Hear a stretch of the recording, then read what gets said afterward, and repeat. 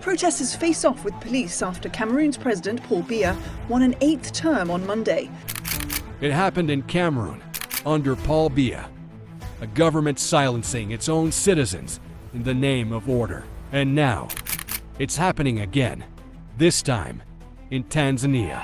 Now to Tanzania, where police have imposed an evening curfew in the main city, Dar es Salaam, after protesters tore down banners supporting the president and burned a police station. Chaos erupted in various towns in Tanzania as the country held their presidential elections, marked by concerns from human rights groups alarmed over detention of opposition members. Internet connectivity was disrupted across the country shortly after hundreds of protesters set ablaze a rapid transport bus. Something is shifting in Africa. In just the past few days, the streets of West Africa have erupted in protests across nations. Cameroon, Senegal, two nations both watching their leaders cling to power after their time long have ended. Elections that are supposed to give hope now feel like deja vu. The people voted, but their voices drowned out, so much that democracy isn't looking like just for hope. But hey, here is the twist. This wave of manipulation isn't confined to the West. It's spreading across Africa. In East Africa, another storm is rising. That's how authoritarian responses don't respect borders. When you talk about tear gas canisters, you talk about digital shutdowns, the economic disruption is real.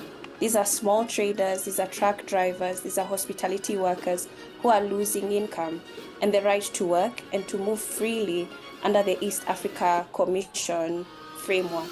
So while we look at this, also we have to understand that Tanzania is the fourth largest economic partner with Kenya. So it's an interdependence in trade and digital infrastructure. You mentioned previously that the opposition, there is none. And we also know that Tundu has been in prison as well. And there's also been actions in Uganda where we've seen opposition, Kezia Besigye, abducted from Nairobi. So it's questioning our partnership, it's questioning our solidarity. What we're seeing is young people, citizens, vocal online, calling for solidarity to stand on democratic rights, but the institutions that are supposed to uphold these democracies are silent. We're also questioning where is the Africanunion in regards to this situation and what is our president going to say since he is the head of the EAC at the moment. So our relations at the moment tense, and it looks like it's a battle between governments that are led by authoritarian regimes and the people who are fighting to be heard and their voices to be heard.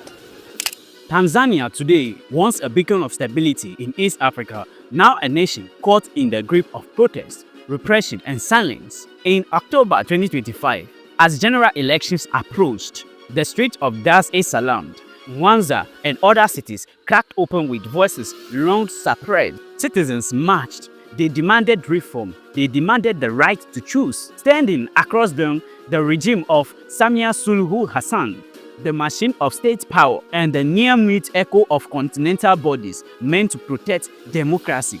This is an African story of hope, of frustration, of power, and of the questions when the walls of the state feel impermeable. Who hears the people?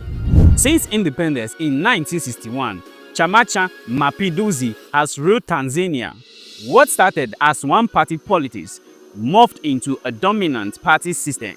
Change came slowly. When John Magufuli died in 2021, Samia Suluhu Hassan assumed the reins, the first female president of the nation. Many saw her in a new dawn.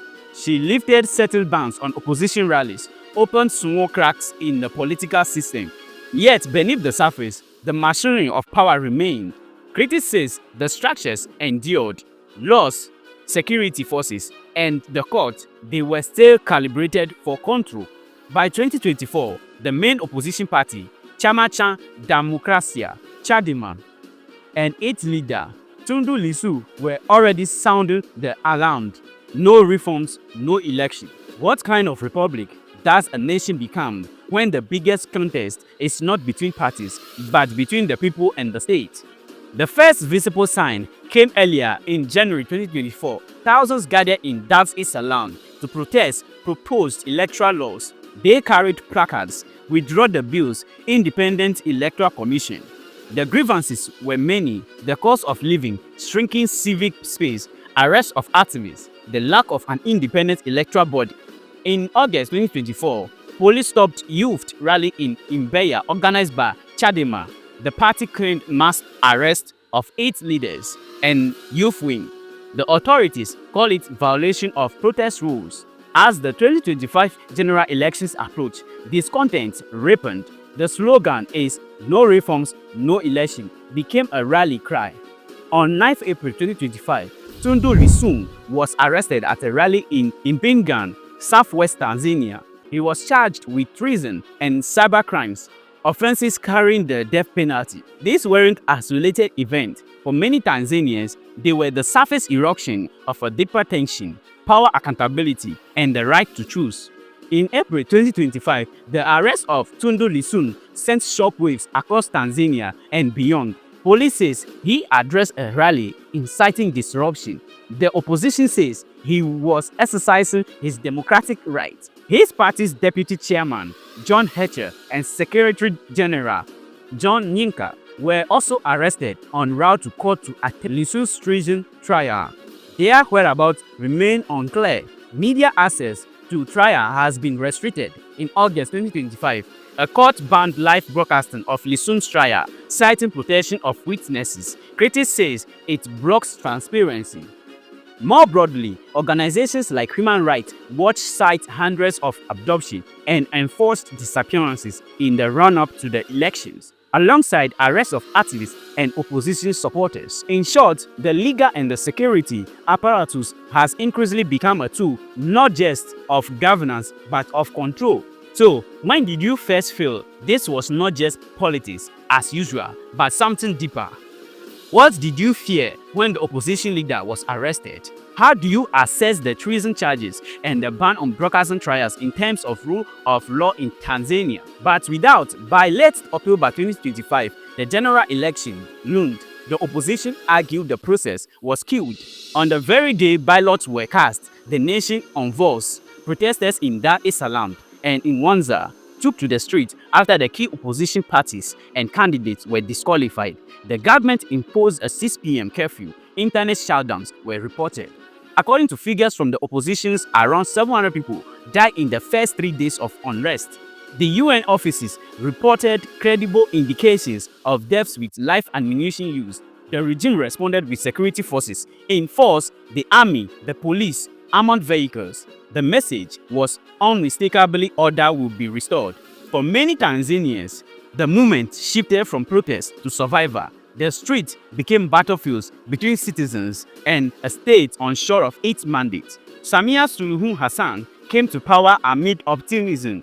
She overturned certain harsh measures of her predecessors, lifted bans, engaged with foreign partners. But as the 2025 election approached, her regime's reform slowed. Many critics argue the honeymoon has ended. The clampdowns mounted, the speech changed from openness to order. In many ways, her government reflects a paradox: continuity, the development narrative, roads, schools, investment, while tightening the political space. For young Tanzanians born after independence, the story is familiar: growth and promise, but with new anxiety.